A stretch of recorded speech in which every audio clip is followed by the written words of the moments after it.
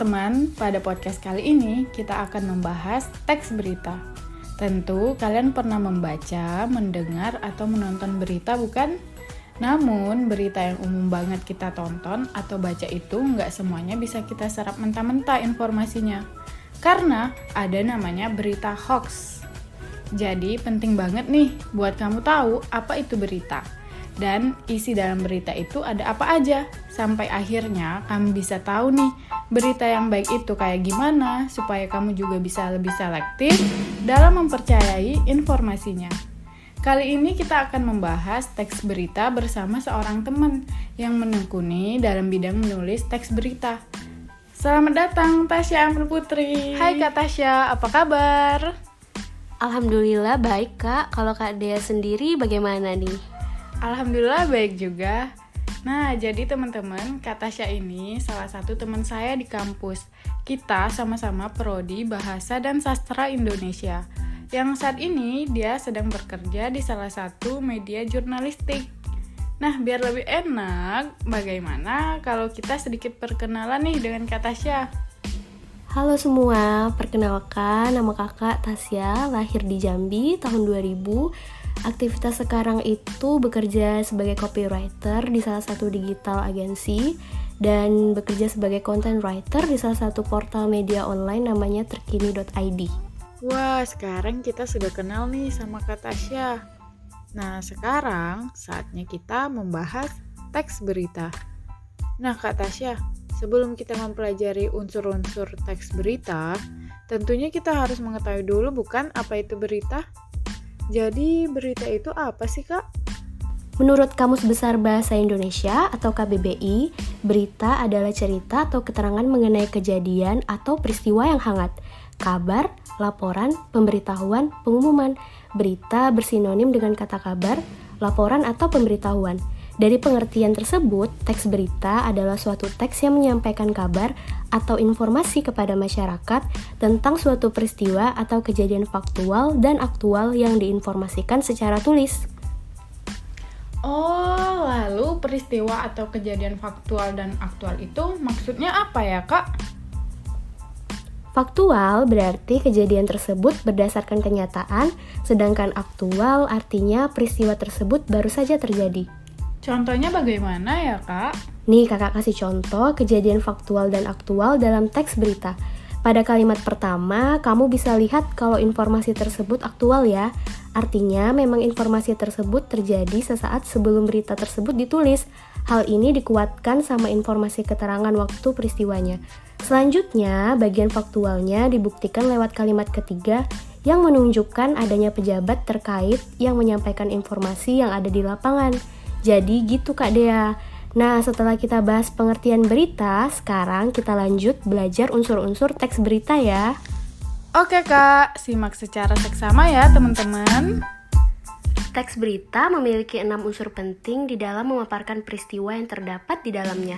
Unsur-unsur itu dikenal dengan adik Simba. Adik Simba? Adiknya Simba si singa maksudnya Kak? Tentu bukan dong. Adik Simba di sini adalah rangkaian pertanyaan-pertanyaan dasar mengenai kejadian yang sedang dibicarakan di dalam berita. Kalau dalam bahasa Inggris sih teman-teman kenalnya istilah 5W+1H. What, when, where, who, why, dan how, atau dalam bahasa Indonesia apa, di mana, kapan, siapa, mengapa, dan bagaimana.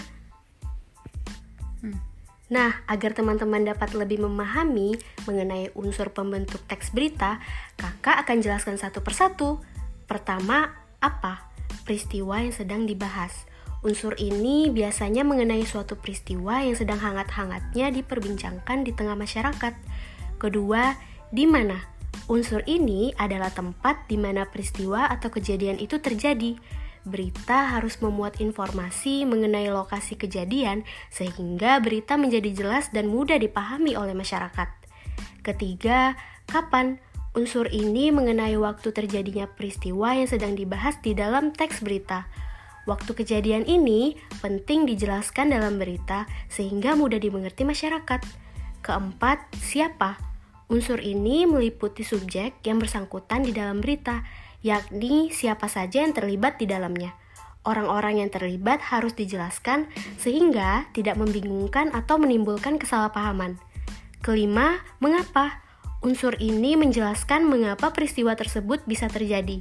Biasanya berupa alasan atau latar belakang terjadinya peristiwa yang diberitakan. Dan keenam adalah bagaimana.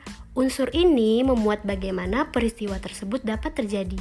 Biasanya pada bagian ini dijelaskan secara kronologis. Nah, sekarang kalian tahu bahwa dalam teks berita haruslah mengandung 6 unsur kata tanya agar sebuah teks berita menjadi utuh dan lengkap. Berdasarkan jawaban atas pertanyaan-pertanyaan tadi, sebuah berita baik dapat terbentuk. Sip, itu tadi penjelasan adik Simba. Berikut contoh-contoh pertanyaannya, kita cek teks berita berikut satu persatu ya. Jawaban atas pertanyaan apa? Bisa kamu temui pada paragraf pertama kalimat kedua. Peristiwa yang terjadi adalah banjir di kota Bekasi. Lanjut, jawaban atas pertanyaan di mana? Bisa kamu temui pada paragraf pertama kalimat kedua. Peristiwa banjir tersebut terjadi di kota Bekasi. Jawaban atas pertanyaan kapan? Bisa kamu temui pada paragraf pertama kalimat pertama. Peristiwa tersebut terjadi pada Minggu 24 Januari 2022. Selanjutnya, jawaban atas pertanyaan siapa bisa kamu temui pada paragraf pertama kalimat ketiga. Orang yang mengalami peristiwa tersebut adalah warga di 6 kecamatan. Berikutnya nih, jawaban atas pertanyaan mengapa bisa kamu temui pada paragraf pertama kalimat pertama juga. Alasan atau penyebab banjir di lokasi tersebut adalah karena hujan deras mengguyur kota Bekasi sejak hari Minggu. Dan terakhir, jawaban atas pertanyaan bagaimana bisa kamu temui pada paragraf kedua, kalimat keempat. Saat ini, kondisi banjir di lokasi tersebut telah berangsur surut. Oke, jawaban dari semua pertanyaan ada di sana ya. Jadi, Kak Tasya, setelah menemukan unsur-unsur berita, kita dapat menyimpulkan isi berita tersebut dari 6 pertanyaan tadi ya? Iya Kak Dea, betul sekali. Nah, gimana teman-teman? Mudah bukan menentukan unsur-unsur teks berita? Nah, sekarang kita akan lanjut ke struktur teks berita. Apa aja sih Kak Tasya struktur dari teks berita? Nah, struktur teks berita ini menarik, bentuknya seperti piramida terbalik. Ada bagian kepala berita atau teras berita, ada juga tubuh berita dan bagian ekor. Pada bagian kepala berita dan tubuh berita itu biasanya berisi pokok informasi yang penting, dan semakin ke bawah yaitu ke ekor biasanya isi beritanya itu tentang perincian-perincian yang sifatnya cenderung kurang penting. Caranya gimana Kak kita tahu bagian-bagian struktur berita? Jadi pada bagian kepala berita biasanya terdapat 4 unsur berita seperti apa, di mana, kapan, dan siapa. Tubuh berita memuat unsur penting berita melalui kata tanya mengapa dan bagaimana. Sedangkan ekor berita memuat informasi tambahan yang tidak begitu penting. Begitu Kak Dea. Gimana? Apakah teman-teman sudah mengerti? Sudah dong ya. Ingat aja tuh piramida kebalik. Ada kepala berita, badan berita, dan ekor berita. Nah Kak Tasya, kita kan sudah membahas pengertian berita, unsur-unsur teks berita, struktur teks berita. Nah, selanjutnya kita akan membahas apa lagi nih mengenai teks berita? Selanjutnya mengenai kaidah kebahasaan teks berita nih Kak Dea. Kaidah kebahasaan teks berita ada 6. Yang pertama, bahasa bersifat baku atau bahasa standar. Alasannya agar lebih mudah dipahami oleh semua kalangan, mau yang tua atau yang muda, biar tetap bisa ngerti isi beritanya. Kalau beritanya itu pakai bahasa gaul zaman sekarang kan belum tentu orang tua kita, om tante, kakek nenek paham sama bahasanya. Kedua, teks berita menggunakan kalimat langsung sebagai variasi dari kalimat tidak langsungnya. Kalimat langsung ditandai oleh 2 tanda petik, ganda atau biasa disebut tanda kutip, dan disertai keterangan pernyataan. Yang dikutip itu omongan yang benar-benar langsung dari perkataan narasumber atau orang yang ngasih informasinya. Contohnya nih, masyarakat, wisatawan, dan pendaki tidak diperbolehkan mendaki dan beraktivitas dalam radius 2 km dari kawah Gunung Slamet.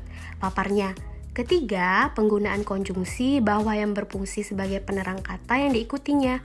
Hal itu terkait dengan pengubahan bentuk kalimat langsung menjadi kalimat tidak langsung. Contohnya nih, data di BNPN menyebutkan bahwa lebih dari 10.000 hektar hutan dan lahan di Riau. Keempat, penggunaan kata kerja mental atau kata kerja yang terkait dengan kegiatan dari hasil pemikiran. Kata-kata yang dimaksud antara lain memikirkan, membayangkan, berasumsi, berpraduga, berkesimpulan, dan beranalogi. Kelima, penggunaan fungsi keterangan waktu dan tempat sebagai konsekuensi dari perlunya kelengkapan suatu berita yang mencakup unsur kapan dan di mana. Keenam, penggunaan konjungsi temporal atau penjumlahan, seperti kemudian, sejak, setelah, awalnya, dan akhirnya. Hal ini terkait dengan pola penyajian berita yang umumnya mengikuti pola kronologis dalam kurung urutan waktu. Gimana nih teman-teman, sudah paham kan sama teks berita? Sekarang nih, kalau teman-teman diminta untuk meringkas berita atau menyimpulkan berita, hal apa sih yang harus teman-teman lakukan, Kak Tasya? Caranya itu, yang pertama, teman-teman harus mendengar dan baca beritanya dengan baik. Yang kedua, teman-teman catat deh tuh unsur-unsur teks berita atau informasi penting yang isinya adik Simba tadi. Baru deh kamu sampaikan lagi secara lengkap dan ringkas berita yang penting-pentingnya aja. Kalau teman-teman mau menyampaikan berita atau menulis berita secara utuh, ada langkah-langkahnya yang harus teman-teman tahu. Yang pertama, teman-teman harus tentuin dulu sumber beritanya. Biasanya yang menarik dan ada kaitannya sama kepentingan banyak orang. Kedua, teman-teman mesti datangin sumber beritanya. Amatin langsung, terus wawancara deh orang-orang yang ada hubungannya sama peristiwa itu. Ketiga, catat fakta-fakta yang penting yang teman-teman dapat. Ingat ya, pakai pertanyaan adik Simba tadi. Dan terakhir baru deh teman-teman kembangin catatan tadi. Jadi berita utuh pakai unsur, struktur, dan kaidah kebahasaan teks berita. Wah, kita sudah membahas keseluruhan materi teks berita nih bersama Kak Tasya. Mudah bukan teman-teman mempelajari teks berita?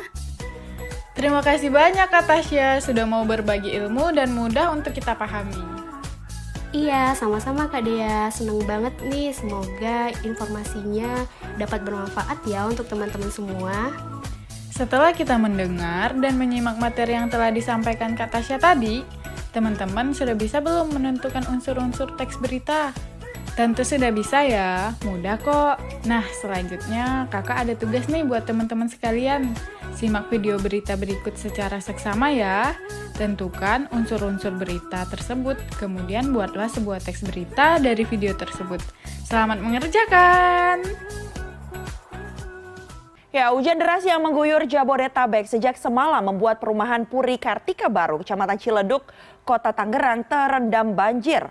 Masih banyak warga yang masih terus berupaya untuk dievakuasi dan ada ratusan kepala keluarga yang harus mengungsi.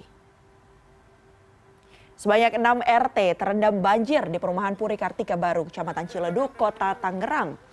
Ketinggian air mencapai 1 hingga 1,5 meter yang mengakibatkan banyak warga yang terjebak di dalam rumah dan harus dievakuasi menggunakan perahu karet. Selain rumah, terdapat banyak kendaraan pribadi seperti motor dan mobil yang terparkir ikut terendam dan tidak sempat dievakuasi oleh warga.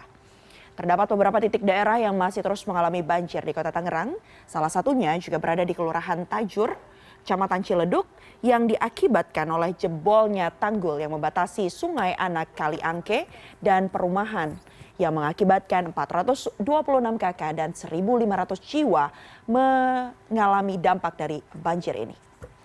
Wakil Wali Kota Tangerang, Syahrudin, mengatakan bahwa telah menurunkan petugas untuk segera mendirikan posko banjir di sana.